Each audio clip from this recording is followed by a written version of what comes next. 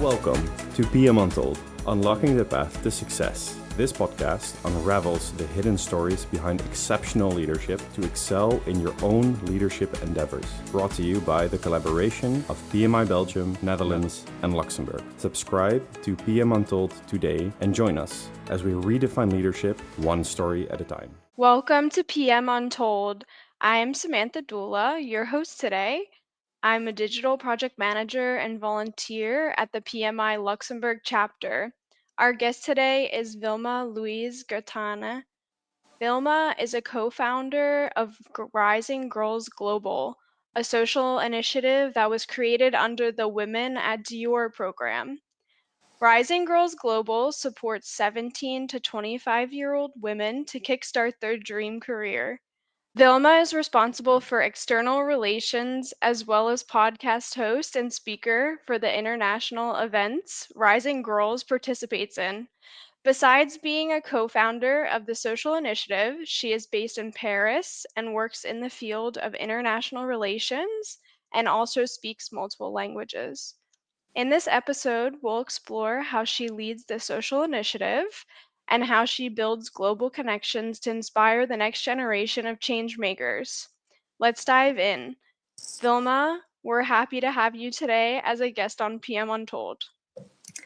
Thank you very much, Samantha. Thank you very much for inviting me. I am really excited to be here and represent Rising Girls Global. Great. So, with that, could you please tell us more about yourself and your background and the Rising Girls Global program, and how did you come up with this idea of creating Rising Girls Global? First of all, a little about me. I am originally from Latvia, and I have got academic background in political science and international relations.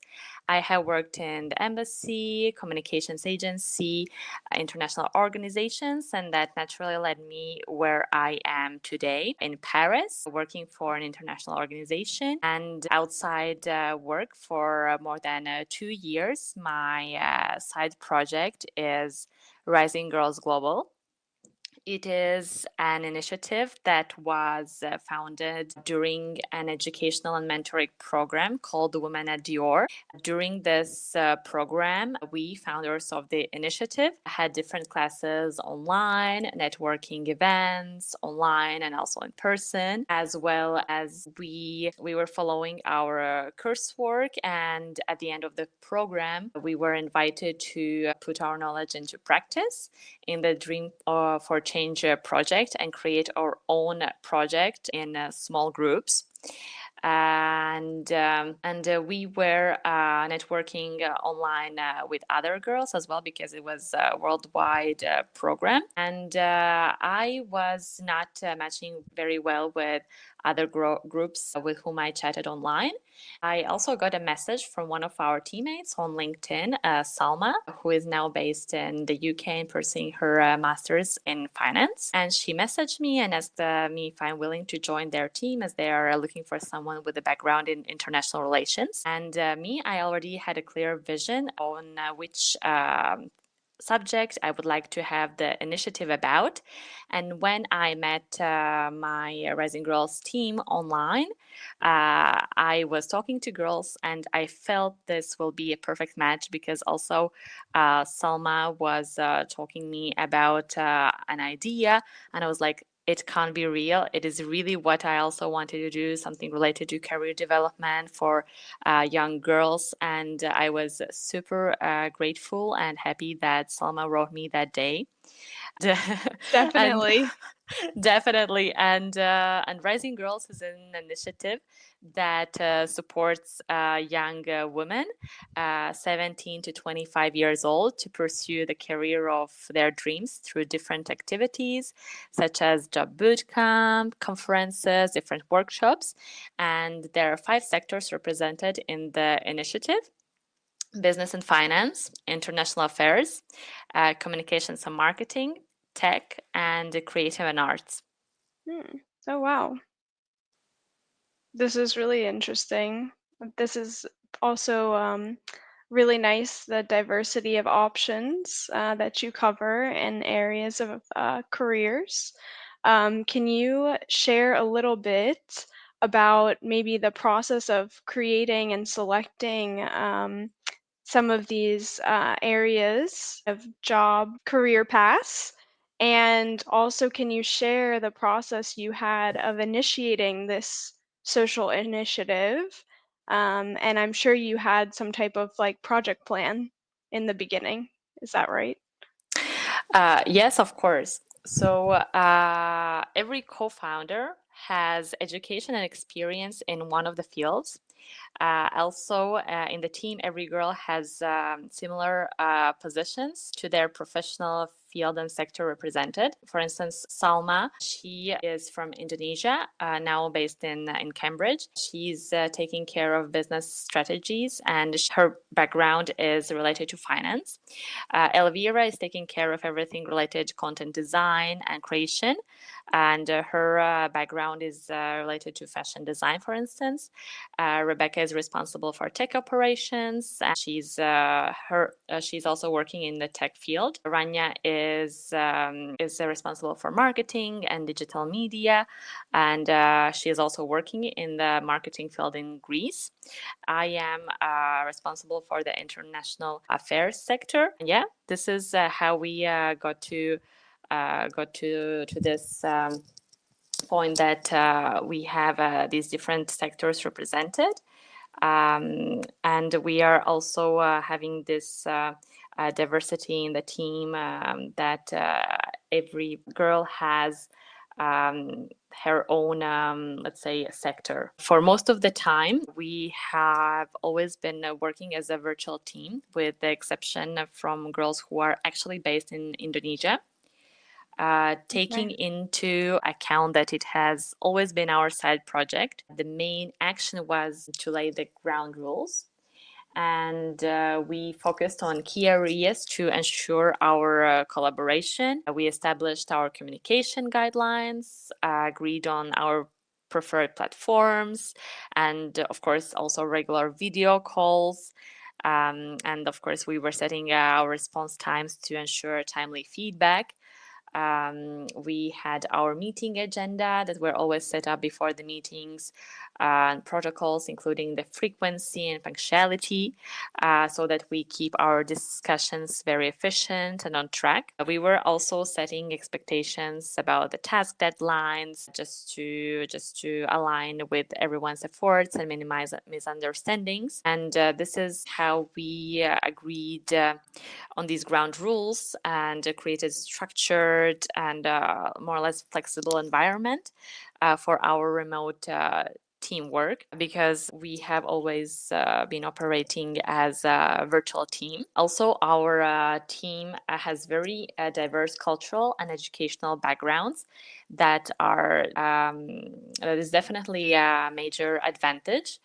Culturally, we have benefited from our perspectives from the regions we're coming from, because we are from 4 different countries based in 2 continents. That definitely fosters creativity and innovation, and also it is helping us to tackle problems from various angles. And of course, this diversity also improved our ability to understand and engage with different regions. But I would say that the biggest responsiveness has been in the Southeast Asia region. This is very interesting, and it's very diverse, and the international aspect of the initiative and all of the work that you're doing is impressive.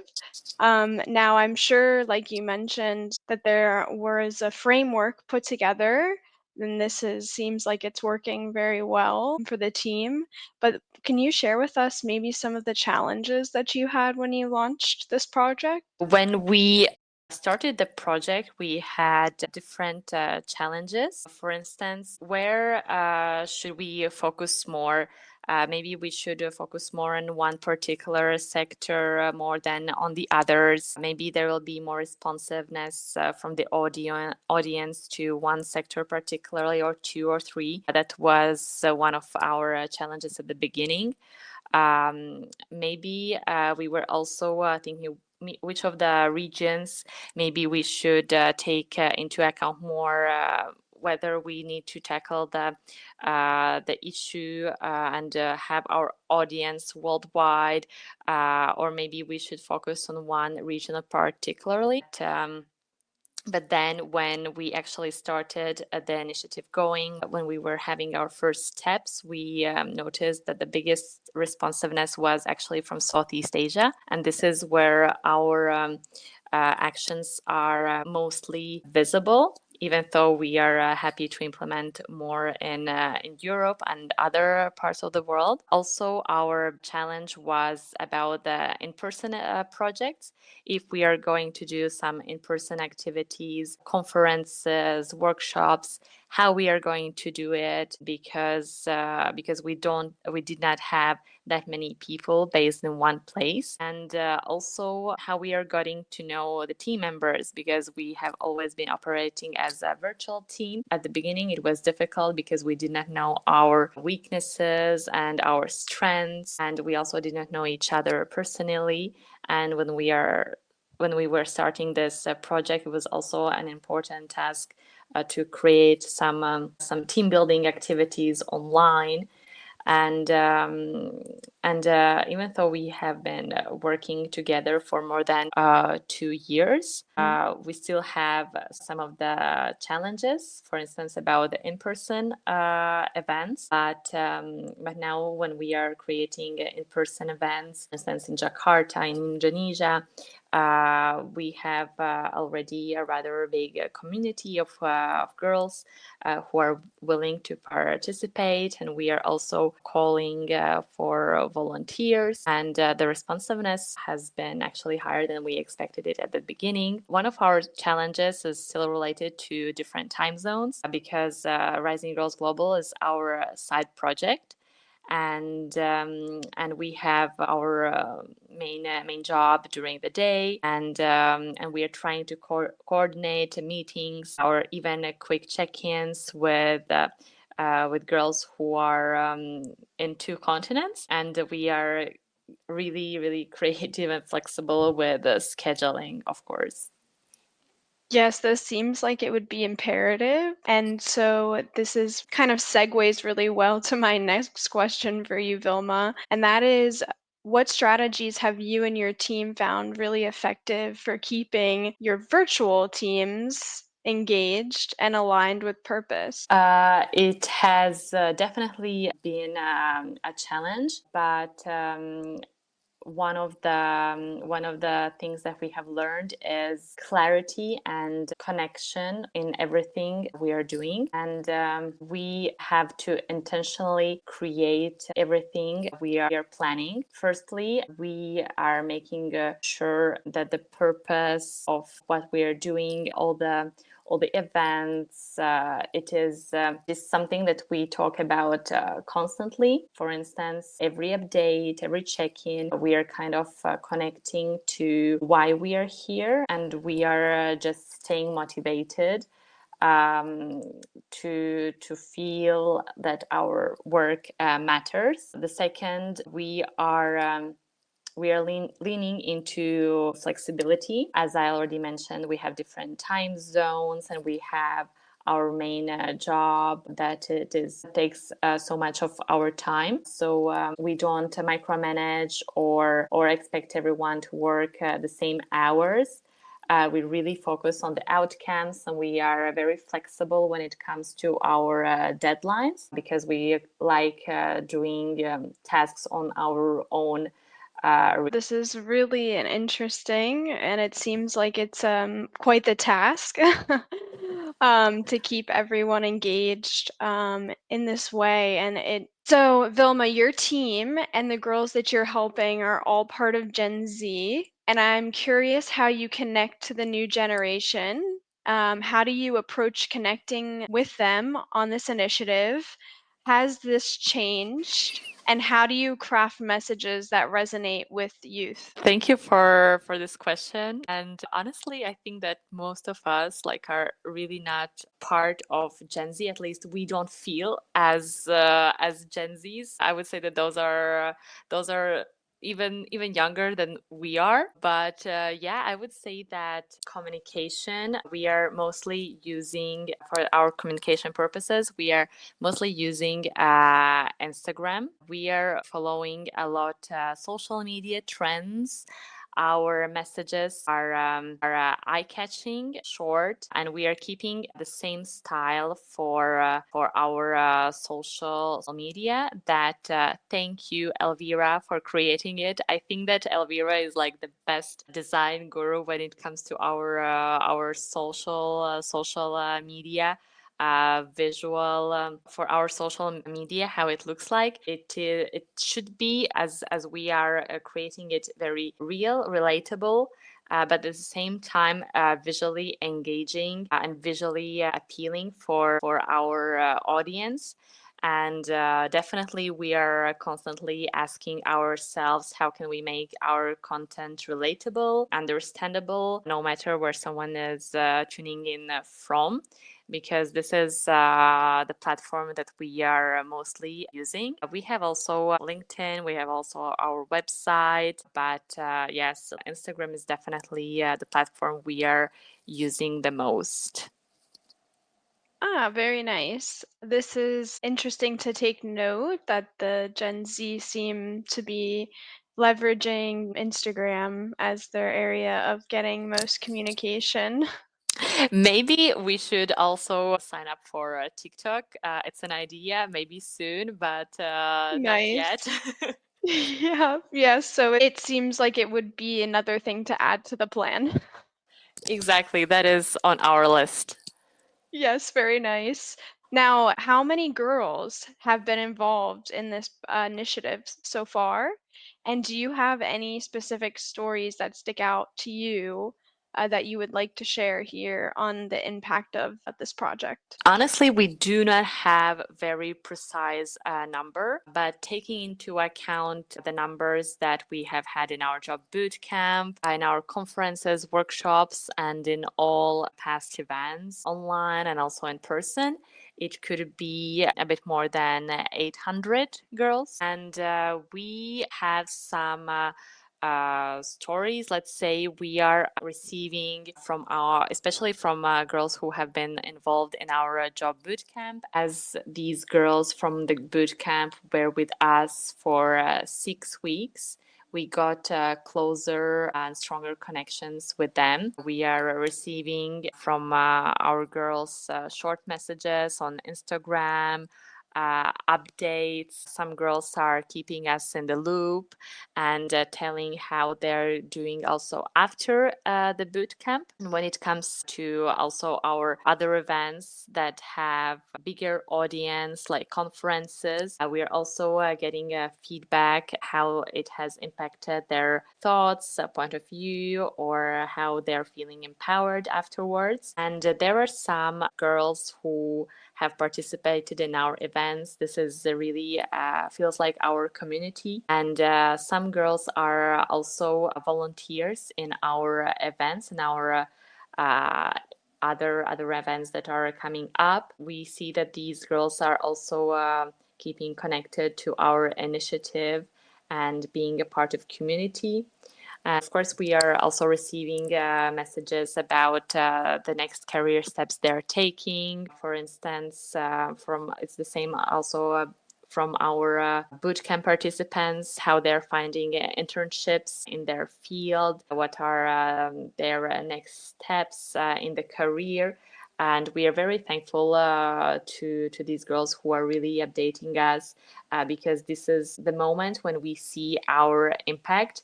And we have this feeling that we have done something really great and we have inspired girls to take the next steps. And also that our project, our social initiative is giving real tangible results. I like this project a lot, and this is impressive, the amount of girls that you've connected with so far. It seems like this impact is growing. Yes, and we hope that it is just the beginning. Now, Vilma, do you have any other kind of closing thoughts to share with some of our listeners? Yes, I just want to say to every listener out there, especially the young girls who are tuning in this podcast, that you're actually part of something bigger than you might even realize. Whether it is just the next step you are figuring out or you are already on your own way, no matter what others are saying about it, and it might feel overwhelming and too much, you will have it figured it out on your own way. What matters is being curious, asking questions, and choosing courage. And maybe for the ones who starting social initiative or a mission-driven project, I can say that the journey is not always easy, but it's definitely so worth it. Just keep going, keep learning, and surround yourself with the right people. Thank you so much, Vilma, for sharing your project with us. Thank you And so much for inviting me here today. yes, of course. And the impact that this initiative seems to be having is really impressive for the future generation of girls. So, listeners, thank you too for tuning in to PM Untold. And if you like today's topic and you want to learn more about Vilma and Rising Girls Global, you can find the links in our description area. Thank you for tuning in to PM Untold. From groundbreaking innovations to nurturing high-performing teams, we are your go-to resource for mastering leadership. For questions or suggestions, contact us at beneluxpodcast@pmi.lu. Subscribe to PM Untold today as we redefine leadership one story at a time. Stay inspired.